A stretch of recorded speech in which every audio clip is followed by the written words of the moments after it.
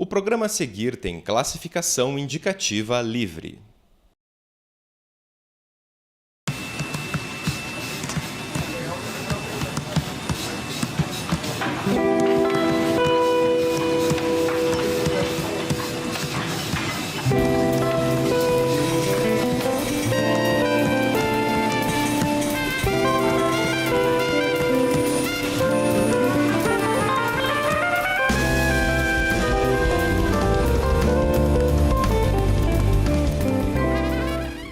Olá, está começando mais um Sobre a Mídia, uma produção da UFPR TV em parceria com o Sindicato dos Jornalistas Profissionais do Paraná e com o Departamento de Comunicação Social da UFPR.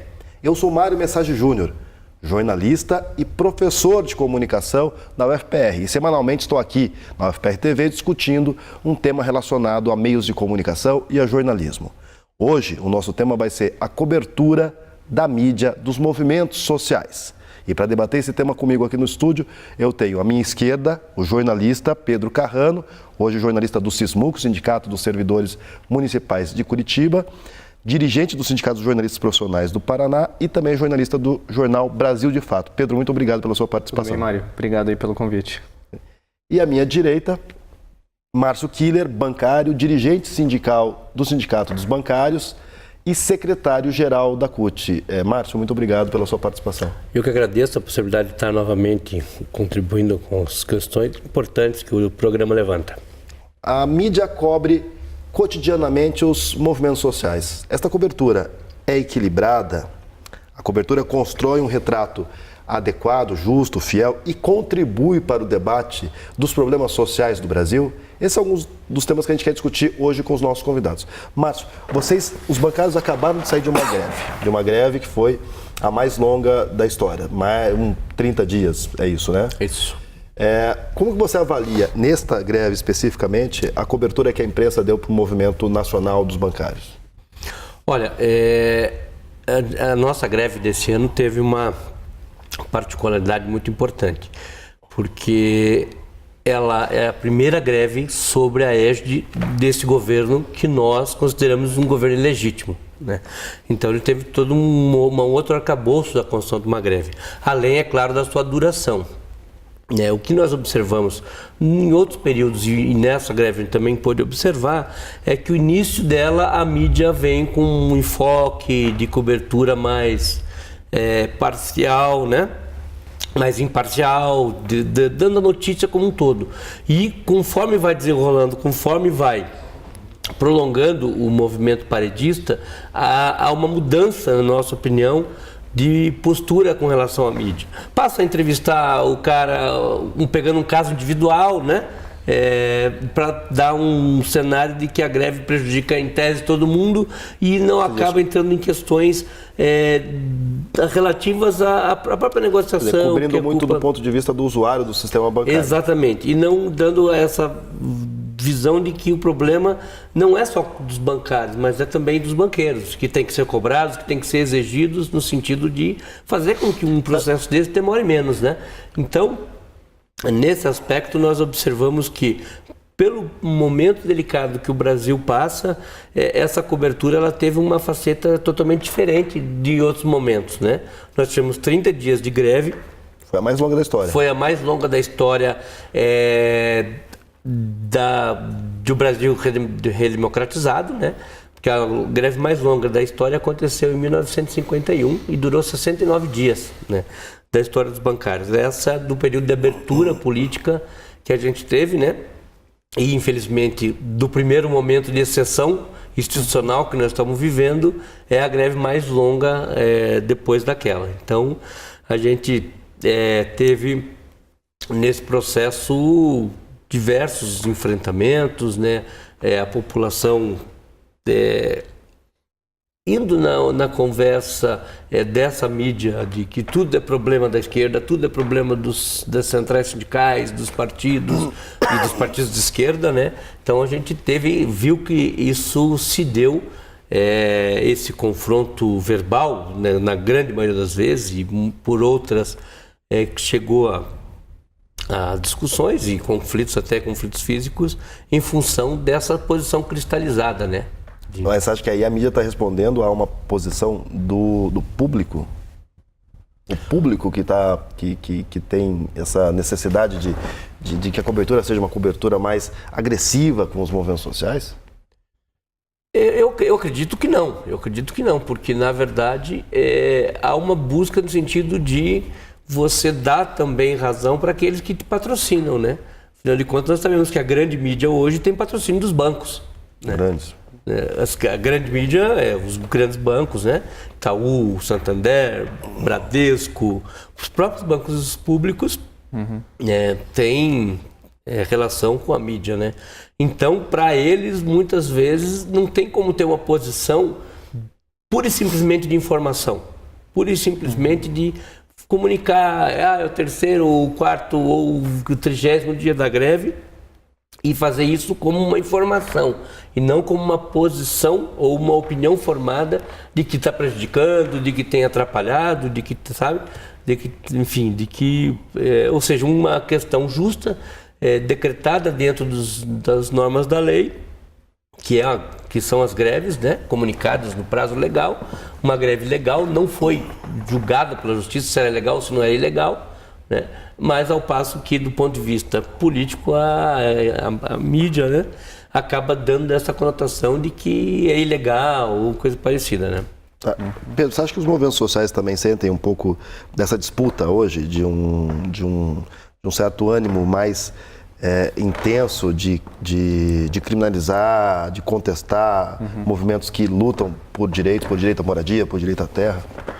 Eu acredito que sim, Mário. Eu acho que em momentos onde prevalece uma certa, entre aspas, calmaria nas lutas sociais, como a gente viveu, talvez, entre 2003 e mais ou menos nesse período até chegar à crise econômica internacional, né, 2008, 2009. Nesse aspecto, um governo com perfil progressista tende a amenizar a luta social. A gente viveu uma estabilidade, de certa maneira, né? Eu acho que pela situação econômica, pela abertura, por uma série de questões, haviam lutas, né? Mas não lutas tão fortes como a gente tem visto desde 2014 para cá. A tendência é que essas coisas se tornem mais agudas, cresçam, aqui pra né? frente. E à medida que elas crescem, e a gente tem visto a posição, muitas vezes, né, dos editoriais, dos meios de comunicação, passam de uma postura, né, que é do jornalista de em tese, colocar os dois lados, as duas versões, mas a gente percebe que em momentos de conflito e de luta mais intensa, acontece mais essa visão a partir da propriedade, a partir criminalizando mesmo a ação de muitos movimentos. Acho que a gente vê isso claramente com o MST,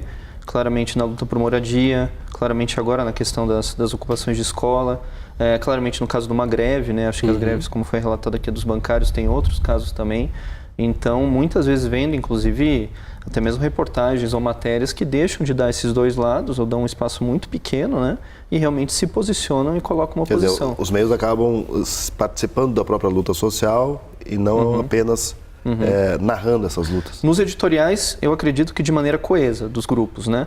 Nas reportagens, a gente sabe que nas redações tem bons jornalistas comprometidos, mas também a gente vê uma característica maior a essa tomada de posição. Até porque os jornalistas não conseguem ter plena autoridade, já tem dados que demonstram isso, que o jornalista não tem pleno controle editorial do trabalho que ele realiza. Né? Muitos que tentam, muitos que têm uma proximidade maior, muitos que conseguem colocar uma visão mais completa, né, sobre o que está acontecendo nesse conflito, mas eu acredito, Mário, que os conflitos sociais hoje na mídia, acho que a gente tem que discutir isso, eles são abordados de uma maneira bastante insuficiente. E eu acho que não dá conta, talvez se a gente pegar o caso de Quedas do Iguaçu, dos conflitos que estão acontecendo lá em torno das ocupações do movimento sem terra, há uma conflitiva social, uma situação de luta pela terra, uma situação de uma empresa madeireira na região, que apenas as notícias, quando estouram algum conflito, elas não conseguem abordar aquele contexto e aquele todo. Né? E muitas vezes, como a gente viu no caso do assassinato no começo desse ano, né, de 2 trabalhadores rurais sem terra, muitas vezes a coisa se coloca como uma disputa de versões. Quem deu o tiro primeiro no confronto com a polícia? Mas mesmo que a versão do Estado fosse muito pouco consistente, né? Ela foi mais rápida, ela saiu mais rápido para os meios locais, dos meios locais para os meios nacionais. Colocou-se inclusive uma versão de que o conflito teria partido do movimento sem terra, né? Mas para além dessa versão, daquele fato, a gente pensar o contexto que se vive lá, que é de intensa criminalização, que é de intenso fustigamento ali do... Vocês acham que os movimentos sociais sentem e se ressentem de uma cobertura que não narra adequadamente, que é injusta com eles? Há um sentimento de injustiça nos movimentos sociais eu com a acho cobertura? Eu acho que há, me permita, Carrano. Claro. Eu acho que há sim, e nós temos visto isso demonstrado em diversas ações e diversos momentos onde os profissionais da comunicação, e é claro, né, todo o aparato que está atrás deles, desde os editoriais que definem as linhas que vão ser usadas, mas eu concordo com o Pedro, que existem bons profissionais fazendo o seu trabalho, né? E muitas vezes a hostilidade acaba sendo em cima dessas pessoas, né? Então nós temos acompanhado na mídia tradicional ultimamente aqueles cartazinhos aparecendo atrás das pessoas, né? Ontem mesmo estava vendo uma entrevista onde o pessoal estava gritando atrás sobre uma rede de comunicação que estava passando... Você acha que à medida que os meios de comunicação se posicionam, a sociedade também e os movimentos sociais se posicionam em relação aos meios? Sim, com certeza, principalmente nesse momento em que nós estamos estamos vivendo uma exceção institucional, em que nós estamos dizendo que é um golpe institucional, né? Nós temos uma identificação por meio dos movimentos, do movimento organizado e das ações políticas que estão sendo feitas, né? Temos as ações que identificam quem está do lado dessa arquitetura, né, desse golpe institucional que a gente viveu, né? E isso se traduz nessa revolta, né, das pessoas no sentido de ter uma forma de falar, né? Tanto é que hoje esses instrumentos a gente tem observado, eles têm reservado cantos, têm trabalhado com alguns seguranças para que não sejam interrompidos por essas manifestações dos populares que estão nesses eventos, né? Muito bem. A gente vai ter que encerrar aqui agora. A gente está encerrando aqui esse primeiro bloco do Sobre a Mídia. Hoje estamos falando sobre a cobertura da mídia dos movimentos sociais. Voltamos daqui a pouquinho para o segundo bloco.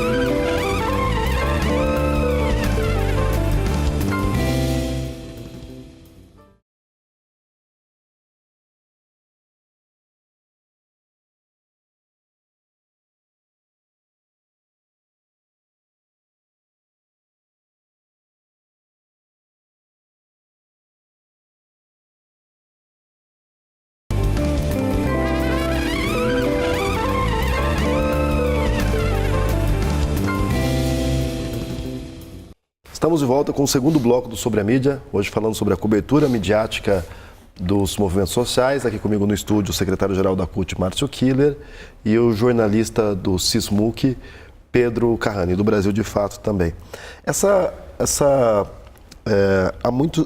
Nos últimos movimentos de rua tal, houve inclusive muita hostilidade com os jornalistas, veículos dos jornalistas. Qual tem sido a posição das entidades em relação a isso? E dos dirigentes? Olha, porque, claro, a massa é muito difícil você controlar, né? Claro, primeiro registrar que são fatos isolados, né? De grupos que não têm orientação ou, né, que não têm o incentivo das coordenações dos atos, etc. E tal, né? Tanto que a gente mesmo que o veículo muito claro, seja identificado como um veículo que faz uma cobertura que não é adequada ou que não seja avaliada pelo movimento social, a orientação das direções é que eles não tenham nenhum tipo de ação de retaliação. Exatamente, até pelo fato de que se trata de trabalhadores desenvolvendo seu trabalho, né? E que não vai dar resultado nenhum você descarregar todos, né, a sua angústia, a necessidade daquelas coisas que você está lutando em cima de um profissional da imprensa ou não. Por isso nós destacamos muito bem isso, que a gente sabe as posições que tem, né, e como eu falei no bloco anterior, tem interesses, tem, né, os editoriais. As posições são das empresas mais do que dos trabalhadores. Exatamente, mas a gente respeita e faz com que se respeitem nossos atos os profissionais que estão trabalhando em todo momento. Agora, eu acho que, por outro lado, é importante destacar, né, que essa postura e ela tem que ser revista, ela precisa ser compreendida, né, de que nós precisamos hoje, e eu acho que a internet tem possibilitado isso, de uma imprensa mais, uma mídia mais imparcial, que traga informação e que não traga opinião formada já, né? Porque as pessoas hoje têm acesso a outros mecanismos de informação e estão utilizando-se deles. Tanto já visto que é recorrente, né, o número de visualizações de pessoas que veem TV, de pessoas que leem jornal, né, porque estão buscando outras alternativas. Né? Eu acho que até se me permite, né, Márcio, um exemplo interessante aconteceu na greve dos professores no ano passado. Nas assembleias que aconteceram no estádio do Paraná Clube, havia uma insatisfação muito grande dos professores e com justiça com a linha editorial, inclusive da TV Massa, né, em relação à greve, a maneira como estava abordando, etc. Mas a direção da PP Sindicato, inclusive conversando com a gente, sempre fez questão de deixar claro ali e as pessoas compreenderam de que os jornalistas que estavam ali estavam exercendo o seu trabalho. Exato. E acho que uma imagem boa é como a tua insatisfação, de repente, com o atendimento na saúde não permite uma agressão a uma enfermeira, a raiva com o sistema financeiro e bancário não permite a gente agredir um trabalhador bancário ou mesmo um vigilante, e o desacordo, né? E acho que está crescendo essa insatisfação e esse desacordo com a linha editorial dos grandes grupos de comunicação não permite a gente ter uma ação de violência, uma ação de intimidação de um trabalhador jornalista. Eu acho que isso a CUT tem trabalhado, a gente pelo sindicato, é uma cultura, né? E acho que vai naquele momento também, de uma manifestação de rua, saber ir colocando isso, saber ir educando as pessoas, né? Nesse sentido. Exatamente. E eu acho que esse instrumento novo de organização, do ponto de vista da visibilidade dos movimentos, né? Porque hoje nós estamos... Das redes, né? Mas eu digo dos movimentos, dos nossos movimentos organizados, os sindicatos, no caso da greve da PP que ele está colocando aqui. Nós estamos construindo uma rede alternativa de comunicação para poder fazer com que a informação chegue da forma que os trabalhadores estão formulando. Né? Ou seja, então a gente está concatenado no sentido de dar visibilidade a esses movimentos, criando essa alternativa de comunicação que a gente sabe que existe. Né? Pega, por exemplo, igual que o Carrano colocou aqui, dos professores, 2 dias antes do massacre do 29 de abril, eu postei um vídeo do meu celular, né, dizendo da quantidade de polícia que estava sendo deslocada, da necessidade... Filmando o cerco. Filmando o cerco e tal, que teve... quase 360, hoje estava dando uma olhada ontem, 370 mil visualizações, ou seja, de um celular pessoal, individual, que não tem esse objetivo... De um perfil individual. De um perfil individual, que não tem esse objetivo de ser um veículo de comunicação, né? Então aquilo foi... Isso você vê várias vezes, né? Vídeos, paródias, igual uma que fizeram agora do governo do estado aí com relação à PEC 241, que tem 4 milhões de visualizações. Então hoje a gente tem trabalhado na construção dessa rede alternativa. Por quê? Porque a mídia tradicional ou não nos dá espaço ou nos dá pouco espaço. Um exemplo, o programa Canal Livre da Bandeirantes, que acontece no domingo. Você não vê o estabelecimento do contraditório lá. As pessoas levam pessoas que têm opinião da rede de comunicação. Desde isso, eu observei como sociólogo que sou, desde 2014, você não leva pessoas nesse programa específico que estabeleçam contraditório, que possam criar uma visão de conteúdo, de informação, e não de passar uma visão no sentido de alienar ou de cristalizar uma posição somente. Então, essas coisas a mídia tradicional precisa se conscientizar de que, se não mudar, se não construir aparelhos de participação, instrumentos de participação mais democráticos, a tendência é que se esvazie cada vez mais. A gente tem 2 subtemas aí que, para mim, dizem respeito também à credibilidade dos veículos, né? Você acha que a posição, Pedro, dos veículos em si tem contribuído para a perda de credibilidade da mídia comercial no Brasil? Ela já foi uma instituição com alto grau de confiabilidade, mas pesquisas mais recentes mostram que ela vem perdendo confiança da população. Acho que esse posicionamento interfere, afeta a credibilidade dos veículos? Acredito que sim, Mário. Como eu falei, num momento de polarização da sociedade, num momento de maior participação também política, de envolvimento, há uma expectativa que as notícias desses grandes grupos, né, que hoje estão controlados por 6, 7 famílias, dessem um espaço maior, dessem um contexto maior. Eu acho que nesse caso é uma grande decepção e as pessoas acabam procurando o que ainda é insuficiente, mas esses veículos alternativos, as redes sociais contribuem um pouco para essa difusão. Eu ainda vejo uma certa centralização ainda, né? Claro que a gente tem que...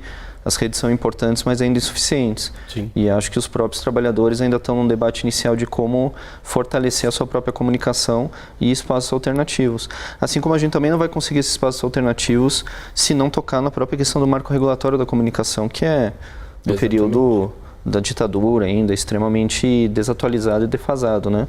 Mas na tua pergunta, acredito que sim. E nisso vai se abrindo alguns flancos importantes. Você acha que os veículos... Você tem um ambiente, como o Márcio colocou, que ele fez um vídeo pessoal e esse vídeo teve 360, 350 mil visualizações. Ou seja, isso é uma coisa que era impensável antes da internet. Né? E ainda que seja... Acho que deve ser deve ter se repetido o fenômeno com muita frequência no teu perfil. Não, agora caiu bastante, consideravelmente os meus views. Mas mesmo assim, você tem hoje um ambiente em que é muito difícil você controlar a informação, não permitir que as pessoas tenham acesso a uma outra narrativa, uma outra versão. Claro. Você acha que os veículos não estão entendendo o que está acontecendo e ao fazer uma narrativa muito posicionada, eles estão... E não dando conta de que eles vão enfrentar cada vez mais as contranarrativas, as outras formas como a sociedade está narrando o mundo, que os veículos não entenderam ou não se reposicionaram, não mudaram suas práticas para um contexto de comunicação multidirecional, de comunicação distribuída, de informação vindo de vários lugares? Eu acho que, em certa medida, eles até entenderam esse cenário, né? Você vê que eu acho que as redes sociais interferem tanto na comunicação que a esquerda, que os meios alternativos fazem, como também, se a gente reparar, também tem alguma incidência também nos grandes veículos, né, Mário? Que eu acredito que é uma dinâmica nova também que a gente está compreendendo, de que hoje as pessoas também produzem informação, também compartilham muita informação, tem um engajamento também diferente com a informação, né? Acho que talvez nesse sentido, né, a coisa já não é tão vertical, aquele velho formato, né? Emissor, receptor, volta, quer dizer, a coisa está muito rápida. Você pegar nesse movimento das ocupações, cada escola ocupada está fazendo as suas páginas no Facebook, não com poucas curtidas e não com pouca participação, trocando informações, produzindo. Lógico, aí entra todo o debate do que ainda eu acredito no papel do jornalismo nesse contexto todo, mas há uma dinâmica também aliada a essa nova dinâmica também de luta política que, com certeza, e aliada a uma crise econômica, aliada a um patamar que a gente tem visto também dos veículos de comunicação empresariais enxugando, inclusive, postos de trabalho, precarizando também postos de trabalho. Eu acho que tudo isso vai contribuindo para essa crise também que eles estão vivendo. Há um espaço mais interessante, veja, do exemplo do meu jornal, nós até 2012... Brasil de Fato. Funcionávamos como um semanário por assinatura, tentando sobreviver de assinaturas em todo o país. O nosso número de assinaturas era baixíssimo, era menos de 5 mil assinaturas, de um jornal que já estava há 8 anos na estrada, com certa referência, porque foi lançado no Fórum Social Mundial de Porto Alegre, com certo nome, né? As pessoas, você era jornalista do Brasil de Fato e tal. E a partir do momento que as redes sociais entram com força, e a gente, de certa maneira, também desloca o nosso trabalho para lá, hoje a gente tem mais de 500 mil curtidas, de menos de 5 mil assinantes. Hoje tem matérias nossas, como a do 29 de abril, também daquele episódio, que chegam a milhares de visualizações. Então, veja, a gente está falando também de um patamar que mudou com muita velocidade também. Estou falando de 2012 para 2013, né? Quer dizer, também existem projetos jornalísticos que hoje conseguem, não digo concorrer em pé de igualdade, mas que começam a achar caminhos para fazer, de fato, confrontar a mídia comercial tradicional.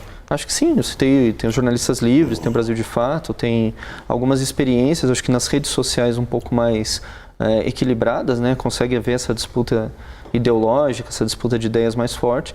Mas, claro, se a gente pegar a totalidade dos veículos de comunicação, a totalidade da mídia, acho que a gente tem que também ter o otimismo da ação e o pessimismo da análise, né? Acho que aí também a esquerda, os movimentos sociais estão muito atrás da comunicação, né? Na televisão, na rádio, temos ainda acesso limitadíssimo a esses veículos, né? Então, mas nas redes sociais acho que tem experiências interessantes que dão uma escala maior do que nós tínhamos há 5 anos atrás.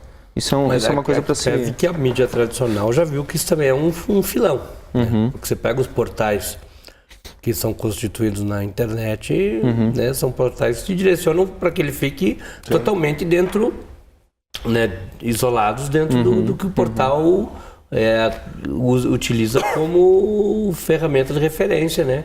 De leitura, de vídeo e tal. Então, eles descobriram esse filão. E aí tem as sacanagens para que tentam nos limitar ainda mais essa possibilidade democrática que é a internet, que é, por exemplo, a discussão que ele entrou aqui, né, na questão do marco regulatório, nessa questão das telefônicas quererem taxar pacotes e assim por diante, né? Então isso, ou seja, vocês viram que é um instrumento importante que todo mundo tem acesso, mas vão dificultar porque o cara que não tem condições de pagar um bom pacote de dados vai ficar sem o acesso a poder ser para ele um instrumento. Muito obrigado, mas está encerrando aqui também esse segundo bloco do Sobre a Mídia, hoje falando sobre a cobertura midiática dos movimentos sociais. Voltamos daqui a pouco para o terceiro e último bloco.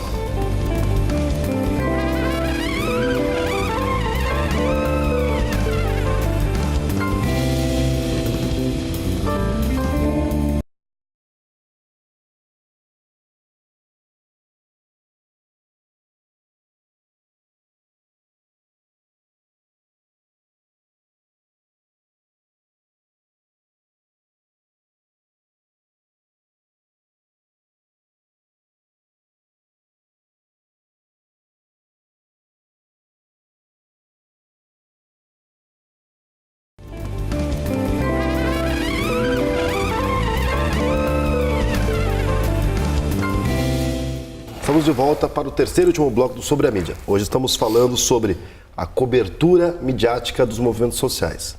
Aqui no estúdio comigo, discutindo o tema, o secretário-geral da CUT, Márcio Killer, e o jornalista do Brasil de Fato do Sismuc, Pedro Carrano.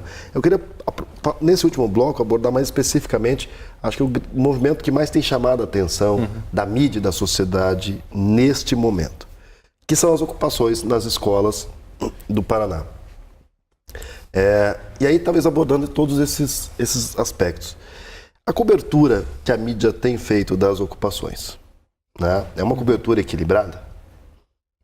É uma cobertura que valoriza no nível certo e é adequada ao que está acontecendo de fato, que consegue problematizar o que são o que é o movimento e o que ele está tentando discutir? A gente, do que percebe acompanhando esse movimento, sente muita insatisfação, né, Mário? Principalmente dos jovens, de um movimento extremamente legítimo, que não é um movimento que surge, inclusive, da militância, ou da universidade, ou da esquerda, quer dizer, traz novos atores para a demanda social, para a contestação de uma medida provisória na qual não houve um debate com a sociedade com eles, e num início os editoriais e várias reportagens abordando muito um possível desconhecimento da pauta por parte dos estudantes. Mas eu acho que à medida que o tempo foi passando e essa rede muito grande que se formou de apoio, de cursos, de difusão de informações, inclusive sobre as ocupações, que no Paraná está um movimento extremamente massivo, e eu acho que foi mostrando que foi inviabilizando essa leitura, né?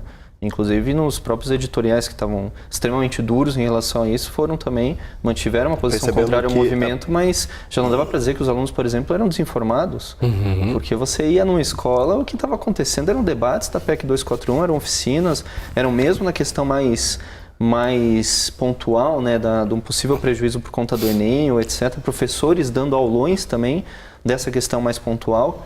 Então, quer dizer, um movimento que cresceu, repórteres de fora, de outros estados vindo para cá para contar suas narrativas acontecendo na internet, em diferentes sites. Então, ficou uma construção muito grande de que é um movimento extremamente rico. E só para concluir, né, e que contestava na prática, porque sempre houve um discurso também genérico na mídia, acho que na escola, na universidade, a educação, no meio político, né, a educação é o futuro do país, os jovens têm que se rebelar. Bom, está acontecendo na prática, né? Então, quer dizer, como é que os jovens isso está acontecendo? O discurso da educação está acontecendo agora na prática. Quando você brincou o debate, eu acho que isso que o Carrano levanta é fundamental.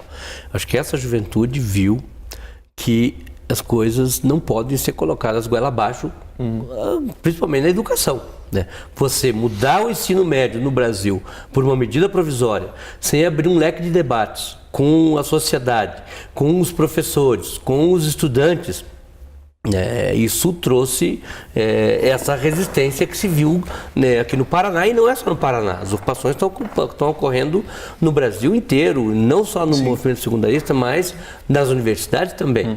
E aí estão aliados a temas correlatos a esta postura, porque são postura de um pacote institucional que vem trazendo essas mazelas e que com certeza vão estar nas costas dos trabalhadores, né? Que é a questão da Previdência, que é a questão que se coloca aqui da PEC 241, por exemplo. Por que no Paraná está pegando de forma massiva esse movimento? Porque além da questão da medida provisória, o governo Beto Richa precisa dar algumas respostas com relação ao que aconteceu aqui no Paraná no dia 29, às propostas dos professores que ele não cumpriu e que tenta fazer artimanhas para não cumprir, né? Ou seja, quando ele dá a evasiva dizendo que ele não tem domínio sobre as ocupações do Paraná, porque o tema é um tema nacional, que é o tema da medida provisória, ele incorre num erro de tratar, de achar que as pessoas não têm inteligência, né? Porque se isso de fato fosse um grande problema e não tivesse o problema estadual, né, com certeza não teria essa força política que teve as ocupações, né? E aí, mais uma vez, essa mídia tradicional que recebe recurso, né, de órgãos estatais, de governos, de empresas, mais uma vez cumpre o seu papel. Por exemplo, ontem nós estávamos vendo que chegava a mais de 760 escolas ocupadas, e o jornal vê, nós estamos trazendo aqui uma exceção de uma escola que está funcionando, que está com isso, que está com aquilo. Ou seja, o problema político considerável de ter 760 escolas ocupadas, né, não foi o eixo da questão. Eles têm que correr para fazer a matéria antes que ela seja ocupada.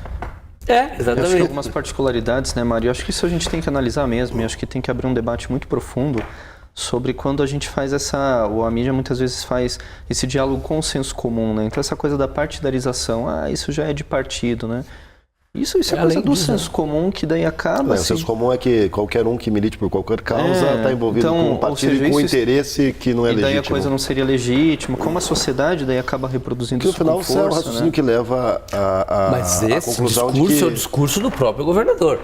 Que as ocupações estão... Ou seja, a mídia acaba comprando isso, mas é um discurso que o próprio governador tem feito, que despolitiza, que não considera que as pessoas têm um senso crítico. Né, Mário? A gente está falando de educação, que ainda é extremamente difícil e particular, porque a educação tem muita legitimidade na comunidade, né? Seja o sindicato dos professores, é o professor, os estudantes, né, o espaço da escola.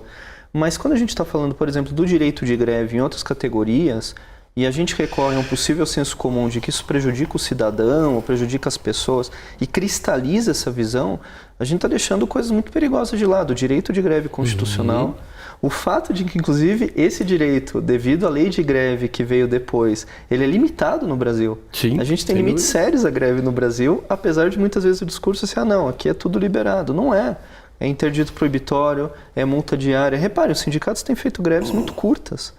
Na prática, não são greves longas. Por quê? Por causa desses mecanismos, essa classificação de greves em setores essenciais. Qual setor não é essencial na nossa sociedade? São poucos, né? Foi o que nós vimos, por exemplo, com relação à greve dos bancários, retornando um pouco, a posição da OAB. Tentando dizer que era essencial para a OAB que os bancos funcionassem. Mas não tá lá na lei. Não está na lei. Não está na lei como serviço essencial. Mas como a gente conseguir também inverter essa perspectiva e mostrar, o direito de greve ele é universal na medida em que a maioria da sociedade são trabalhadores que em algum momento vão querer ter o seu direito de, esgotadas os meios de diálogo, poder fazer um movimento que é legítimo constitucionalmente. A gente está perdendo essa visualização para já ver uma criminalização como predisposição, né, Mário? Isso é preocupante. A gente precisa reabrir esse debate do direito de greve. Esses 750, você disse? 760 escolas hoje ocupadas? 760 escolas. São todos jovens doutrinados por professores de esquerda que entendem ideologia em sala de aula? Olha, a gente está num momento muito particular com a entrada desses novos atores em cena, jovens de 12, 13 anos querendo se auto-organizar. Mesmo a entrada dos apoiadores é bastante limitada, é bastante dentro de um princípio que eles mesmos organizam, né? São oficinas pontuais, ajudas pontuais.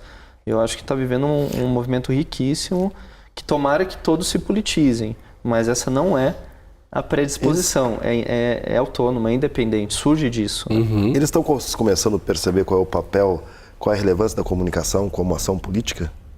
Eles se organizam, então criam seus próprios formas de comunicação com a sociedade? Sim, com certeza. Foi o Carrano que falou, se não me engano, alguém estava Há um despertar de que fazer comunicação é fazer política também. A gente estava, por exemplo, foi o próprio Carrano que falou há pouco, que cada ocupação dessa tem uma pasta, e que está funcionando, que construiu uma rede, que está fazendo com que a informação corra de como que está na sua escola, como que está na minha, como que está no sei lá. Então, a informação das ocupações, as atividades, né, lúdicas, de formação, é muito os aulões, etc., estão sendo divulgados e estão sendo trazidos. Mas isso faz com que, e voltando um pouco na tua pergunta, né, a gente tenha esse despertar. Para a ameaça que a educação está sofrendo, a gente tem esse despertar dessa juventude com um fato extremamente positivo de construção de consciência na juventude. Porque eu digo, quando nós éramos jovens, a gente trabalhou, e eu era militante do movimento secundarista e militava na UBS, a gente trabalhou um projeto chamado Projeto Nova Escola, onde a gente quis abrir um debate com a sociedade, que é isso que o governo tinha que fazer, abrir um debate sério sobre educação na sociedade, e não com essa medida provisória, inclusive enterrar o que já foi construído através do PNE.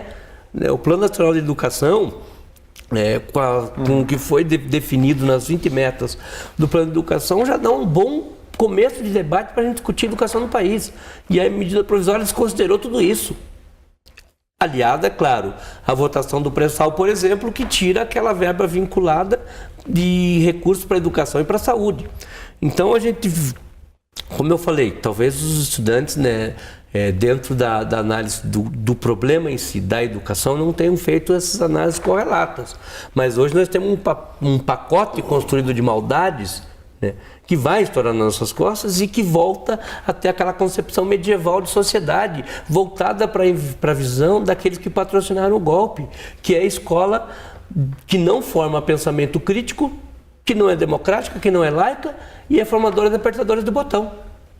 Para você criar reserva de mão de obra barata alienada. Né, que dê graças a Deus por estar empregada e os outros que se danem. Mas aqui traz um movimento interessante para a gente, né? Acho que a partir dessa visão de como nessa sua pergunta também a relação mesmo da reportagem, do jornalista, muitas vezes conseguindo, né, na medida que ele consegue também estar presente e ver isso na prática, e eu acho que é o caminho para algumas predisposições, o senso comum, acho que se dissipar. Eu acho que inclusive quem conseguiu, entre os jornalistas. Eu acho que inclusive entre os jornalistas. Eu acho que quem consegue ir num acampamento do MST e passar um tempo, vai perceber, a gente vai quebrando os sensos comuns, que as pessoas não estão lá por oportunismo, porque você não fica 7 anos debaixo de uma lona na estrada por oportunismo, né? Quando você vai e começa a conhecer o cotidiano de uma ocupação de moradia, você percebe que as pessoas no Brasil podem ter carro e até conseguir acesso ao carro, mas a moradia é um direito mais complicado. No Brasil não houve uma reforma estrutural nesse sentido. Não é porque às vezes a gente vê isso, mas os ocupantes estão lá, mas tem carro. Eu acho que a gente consegue, e há muitos jornalistas que fazem esse esforço, conseguem quebrando esses sensos comuns. Muitas vezes os patrões não, a gente sabe, porque daí há um interesse inclusive de classe nisso, né? E muitas vezes a gente vê um certo preconceito também em veículos não profissionais, nas escolas houveram alguns relatos de pequenos jornais de bairro, pequenas rádios, que às vezes chegavam na escola para perguntar, mas vocês sabem do que se trata? Eu acho que a gente podia aproveitar que a gente está dialogando com a comunidade e estamos no final e fazer um convite para que todos aqueles que nos assistem, né, possam visitar uma ocupação. Claro. Porque aos moldes do programa que a universidade desenvolveu na década de 90, que foram os estágios de vivência, né, que as pessoas vão ver o que é a ocupação, participem, colaborem, ajudem, discutam, né, e se façam mais presentes. Eu acho que esse exercício de cidadania, ele é fundamental. E aí os nossos jovens secundaristas, né, na sua imensa maioria, né, porque tem universidades ocupadas também, estão de parabéns pelo que estão fazendo, porque estão criando, despertando um processo de discussão e de consciência diferente que há tempos nós não víamos. É claro que é aliado à situação política, né? Mas é uma coisa ímpar que está acontecendo. E chamar os estudantes de comunicação, que é uma oportunidade única também. Eu agradeço a participação de vocês, mas a gente está encerrando aqui esse Sobre a Mídia. Hoje falamos sobre a cobertura midiática dos movimentos sociais. Aqui no estúdio comigo, debatendo esse tema, a UFPR TV recebeu o secretário-geral da CUT, Márcio Killer, e o jornalista do Sismuc e do Brasil de Fato, Pedro Carrano. Você pode ver este programa e outros pelo canal 15 da NET e também ouvir o programa pelas ondas da UniFM 94.5 MHz para toda Curitiba. Você pode falar conosco também pelo Facebook, facebook.com/UFPR-TV oficial, para mandar dicas, sugestões, críticas. Eu sou Mário Mensagem Júnior, jornalista e professor da UFPR. E espero você na semana que vem para mais um Sobre a Mídia. Até lá e muito obrigado.